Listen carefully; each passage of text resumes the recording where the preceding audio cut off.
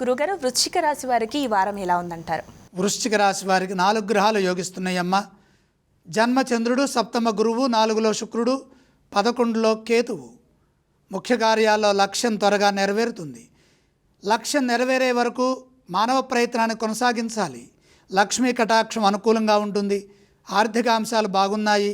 పెట్టుబడుల రూపంలో మేలు జరుగుతుంది. అదృష్ట ఫలాలు చేతికి అందుతాయి. తొందరలో పొరపాట్లు చేయొద్దు. ఒత్తిడిలో ఇబ్బందులకి గురి కావద్దు. ఆపదల నుంచి బయటపడతారు. వృత్తి ఉద్యోగ వ్యాపారాల్లో అలసత్వం లేకుండా ఎప్పటి పనులప్పుడే చక్కగా ప్రశాంతంగా పూర్తి చేసుకోండి. మీరు అనుకున్నది మీకు సిద్ధిస్తుంది. ఆందోళన చెందే విషయాలను పదే పదే మనసుకి గుర్తు చేసుకుంటూ కాలాన్ని వృధా చేసుకోవద్దు. చెడు ఊహించవద్దు.